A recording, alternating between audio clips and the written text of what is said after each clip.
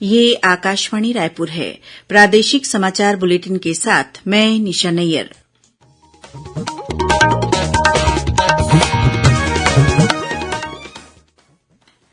अब पेश है आज के मुख्य समाचार।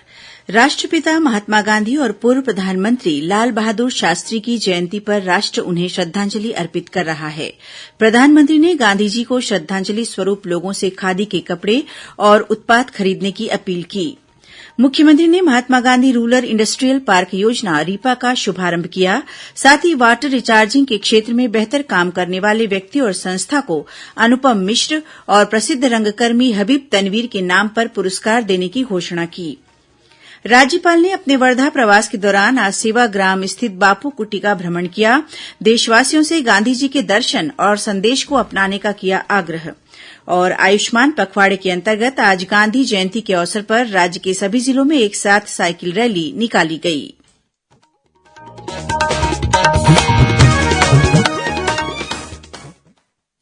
अब समाचार विस्तार से। देश आज राष्ट्रपिता महात्मा गांधी और पूर्व प्रधानमंत्री लाल बहादुर शास्त्री की जयंती पर उन्हें अपनी भावभीनी श्रद्धांजलि अर्पित कर रहा है। प्रधानमंत्री नरेन्द्र मोदी ने राष्ट्रपिता महात्मा गांधी की जयंती पर श्रद्धांजलि अर्पित करते हुए कहा कि अमृत काल में गांधी जयंती का महत्व और बढ़ गया है। उन्होंने कहा कि हमें बापू के आदर्शों के अनुरूप रहना चाहिए। प्रधानमंत्री ने जनता से अपील की कि वे खादी के कपड़े और खादी उत्पाद खरीदें। यही गांधी जी के प्रति सच्ची श्रद्धांजलि होगी। लाल बहादुर शास्त्री को श्रद्धांजलि अर्पित करते हुए श्री मोदी ने कहा कि शास्त्री जी की सादगी और निर्णय क्षमता सदैव स्मरणीय रहेगी।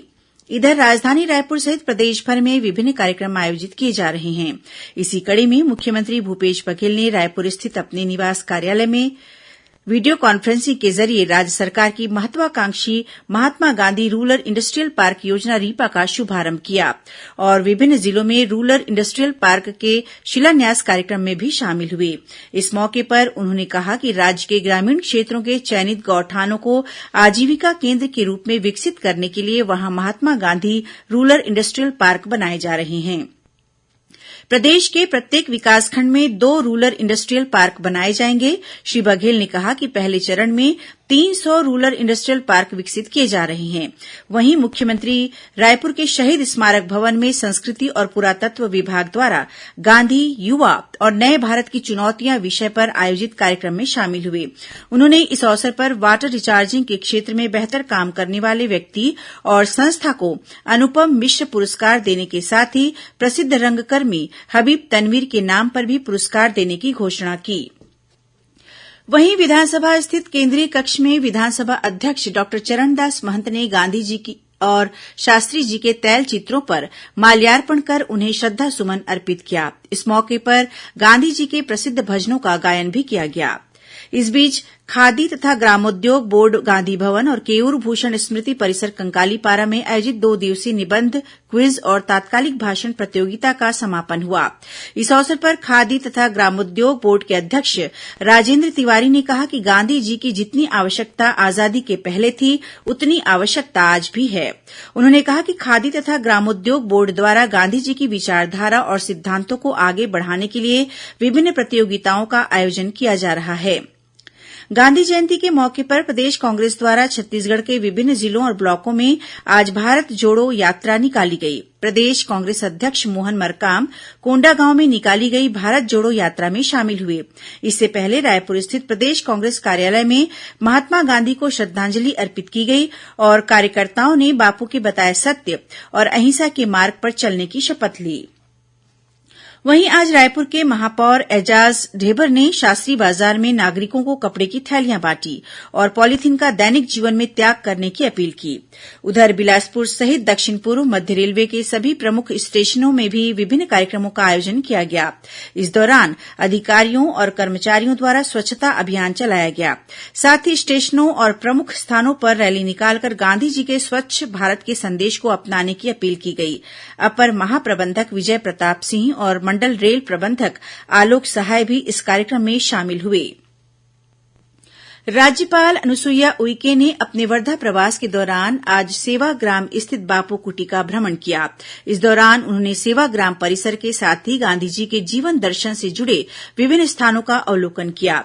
राज्यपाल ने वहां उपस्थित लोगों को गांधी जयंती की शुभकामनाएं दी और सेवाग्राम तथा गांधी जी के विषय में अपने विचार साझा किए। उन्होंने बापू की कुटिया के भ्रमण को अपने जीवन का महत्वपूर्ण और गौरवमयी दिन बताया। उन्होंने देशवासियों से गांधी जी के दर्शन और संदेश को अपनाने का आग्रह किया। छत्तीसगढ़ ने स्वच्छ सर्वेक्षण ग्रामीण में भी 4 राष्ट्रीय पुरस्कार हासिल किए हैं। टॉप परफॉर्मिंग राज्य के रूप में छत्तीसगढ़ ने ईस्ट जोन में बाजी मारी है। इसके साथ 3 अन्य कैटेगरी में उसे राष्ट्रीय पुरस्कार मिला है। गांधी जयंती पर नई दिल्ली के विज्ञान भवन में आयोजित स्वच्छ भारत दिवस कार्यक्रम में राष्ट्रपति द्रौपदी मुर्मू ने छत्तीसगढ़ को पुरस्कृत किया। केंद्रीय पेयजल और स्वच्छता विभाग, जल शक्ति मंत्रालय द्वारा स्वच्छ भारत मिशन ग्रामीण सर्वेक्षण में छत्तीसगढ़ के सर्वश्रेष्ठ प्रदर्शन करने वाले जिलों में दुर्ग और बालोद ने दूसरा और तीसरा स्थान प्राप्त किया है। साथ ही ओडीएफ प्लस पर दीवार लेखन प्रतियोगिता में सेंट्रल जोन में छत्तीसगढ़ को तीसरा स्थान प्राप्त हुआ है। खबरों का सिलसिला जारी रहेगा। अभी वक्त है एक छोटे से विराम का।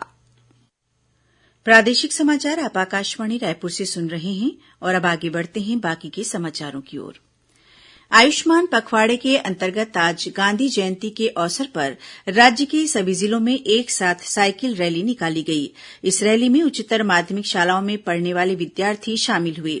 रैली के जरिये आयुष्मान भारत प्रधानमंत्री जन आरोग्य योजना, डॉक्टर खूबचंद बघेल स्वास्थ्य सहायता योजना और मुख्यमंत्री विशेष स्वास्थ्य सहायता योजना की जानकारी दी गई।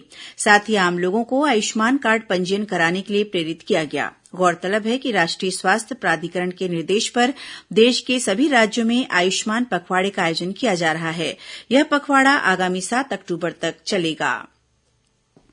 महासमुंद जिले के नयापारा स्थित स्वामी आत्मानंद शासकीय अंग्रेजी माध्यम स्कूल की कक्षा 11वीं की छात्रा रितिका ध्रुव का चयन नासा के सिटीजन साइंस प्रोजेक्ट के अंतर्गत क्षुद्र ग्रह खोज अभियान के लिए हुआ है। नासा का यह प्रोजेक्ट इसरो के साथ अंतर्राष्ट्रीय खगोलीय खोज सहयोग कार्यक्रम के तहत साझेदारी का हिस्सा है। इस प्रोजेक्ट के लिए देशभर से 6 स्कूली विद्यार्थियों को चुना गया है। इसमें छत्तीसगढ़ के सिरपुर की रहने वाली रितिका ध्रुव भी शामिल है। सुश्री रितिका इस समय सतीश धवन स्पेस सेंटर श्रीहरिकोटा आंध्र प्रदेश में प्रशिक्षण ले रही हैं। अगले चरण में वे नवंबर में बेंगलुरु इसरो में आयोजित क्षुद्र ग्रह प्रशिक्षण शिविर में हिस्सा लेंगी। मुख्यमंत्री भूपेश बघेल और स्कूल शिक्षा मंत्री डॉक्टर प्रेमसाय सिंह टेकाम ने इस उपलब्धि के लिए रितिका ध्रुव को बधाई और शुभकामनाएं दी हैं। राज्य की तकनीकी शिक्षण संस्थानों को टेक्नोलॉजिकल हब के रूप में विकसित करने और कृषि अनुसंधान तथा नवाचार केन्द्रों को अपग्रेड करने के लिए कल रायपुर स्थित मुख्यमंत्री निवास में राज्य योजना आयोग और टाटा टेक्नोलॉजी पुणे के बीच एमओयू पर हस्ताक्षर किया गया। इस मौके पर मुख्यमंत्री भूपेश बघेल ने कहा कि भविष्य में प्रौद्योगिकी पर आधारित अर्थव्यवस्था के विस्तार की संभावना है। ऐसे में जरूरी है कि युवाओं को आधुनिक तकनीक से लैस किया जाए ताकि वे रोजगार और स्वरोजगार के लिए तैयार हो सकें। श्री बघेल ने कहा कि टाटा टेक्नोलॉजी के साथ एमओयू से छत्तीसगढ़ के औद्योगिक विकास में तेजी आएगी। वहीं राज्य योजना आयोग के उपाध्यक्ष अजय सिंह ने बताया कि टाटा टेक्नोलॉजी द्वारा आगामी 3 वर्षों तक राज्य योजना आयोग के सहयोग से शैक्षणिक और तकनीकी संस्थानों को अपनी सेवाएं उपलब्ध कराई जाएगी। इसके लिए strategy and policy assistance unit का गठन किया जाएगा।